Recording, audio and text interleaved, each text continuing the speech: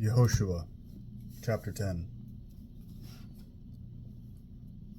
When Adonai Zedek, king of Yerushalayim, heard how Yehoshua had taken Ai and utterly destroyed it, he had done the same to Ai and its king as he had done to Jericho and its king, and how the inhabitants of Givon had made peace with Israel and were living among them. His people became greatly alarmed, because Givon was as large as one of the royal cities, larger than Ai, and all its men were courageous. So Adonai Zedek, king of Yerushalayim, sent this message to Hoham, king of Hebron, Piram, king of Yarmut, Yaphiah, king of Lakhish, and Devir, king of Eglon. Come up and help me, and we'll attack Givon, because it has made peace with Yehoshua and the people of Israel. So the 5 kings of the Amori, the kings of Yerushalayim, Hevron, Yarmut, Lakhish, and Eglon, got together, went up with all their armies, pitched camp against Givon, and made war against it. The people of Givon sent a message to Yehoshua at their camp in Gilgal that said, "Don't ignore your servants.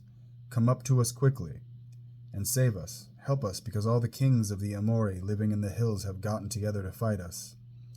Yehoshua went up from Gilgal, he and all the fighting men with him, including all the bravest ones. Adonai said to Yehoshua, "Don't be afraid of them, for I have handed them over to you. Not one of their men will stand against you." Having spent the entire night marching up from Gilgal, Yehoshua fell upon them, taking them by surprise. Adonai threw them into confusion before Israel and defeated them in a great slaughter at Givon, pursuing them along the road that goes up from Bet-horon, and beating them back to Azekah, and all the way to Makkedah.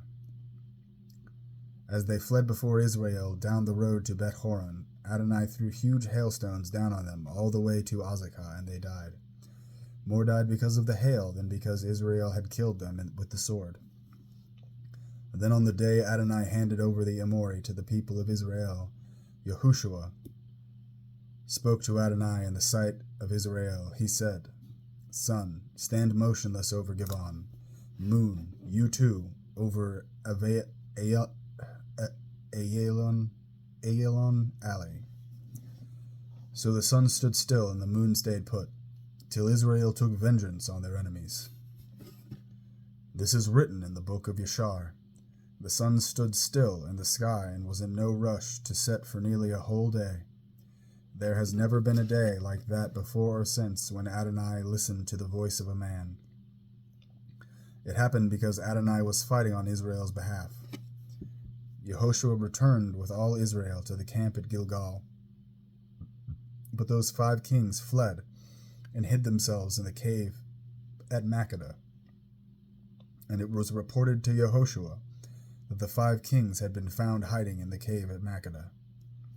Yehoshua said, "Roll big stones to the mouth of the cave, and put men there to guard them. However, you don't wait, but keep chasing your enemies, and attack those farthest in the rear. Don't allow them to return to their cities, because Adonai has handed them over to you." After Yehoshua and the people of Israel had finished killing them off in a very great slaughter, till they had been destroyed, and the remaining remnant had entered the fortified cities, all the people returned safely to Yehoshua at the camp in Makkedah, and no one said a word against any of the people of Israel. Then Yehoshua said, "Open up the mouth of the cave, and bring those 5 kings out of the cave to me." They did it. They brought the 5 kings out to him, and the kings of Yerushalayim, Hebron, Yarmut, Lakhish, and Eglon. After they had brought the 5 kings to Yehoshua, he summoned all the men of Israel, and said to the commanders of the soldiers who had gone with him, "Come here, put your feet on the necks of these kings." They came up and put their feet on their necks. Yehoshua said to them, "Don't be afraid or confused, but be strong and bold, because this is what Adonai will do to all your enemies that you fight against."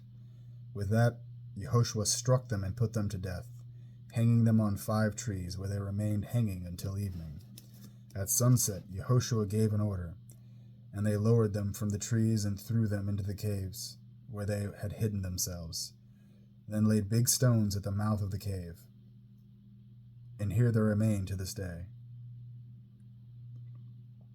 Yehoshua captured Makkedah that day, defeating it and its king by the sword.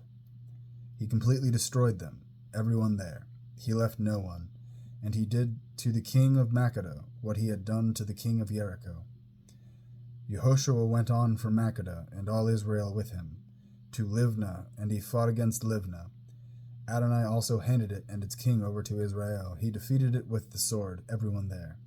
He left no one, and he did to its king what he had done to the king of Jericho.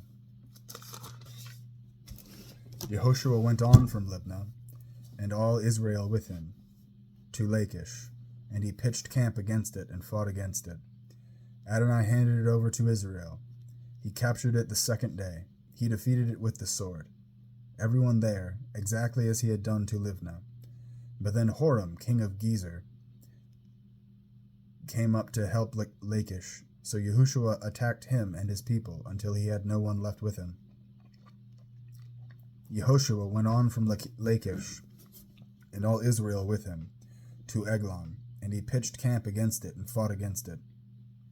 They captured it that very day. He defeated it with the sword, completely destroying everyone there, exactly as he had done to Lakhish. Yehoshua went up from Eglon, and all Israel with him, to Hebron, and they fought against it.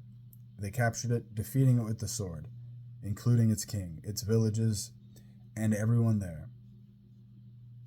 He left no one, exactly as he had done to Eglon, but he completely destroyed it and everyone out there. Yehoshua turned back, and all Israel with him, to Dever, and fought against it. They captured it, its king, and all its villages, defeating them with the sword and utterly destroying everyone there. He left no one. He did to Dever and its king as he had done to Hevron, and as he had done to Livnah and its king. So Yehoshua attacked all the land, the hills, the Negev, the Shephelah, and the mountain slopes, and all their kings. He left none, but completely destroyed everything that breathed, as Adonai the God of Israel had ordered. Yehoshua attacked them from Kadesh Barnea to Uzzah, and all the land of Goshen as far as Givon. Yehoshua captured all these kings and their land all at the same time, because Adonai the God of Israel fought on Israel's behalf. Then Yehoshua returned, and all Israel with him, to the camp at Gilgal.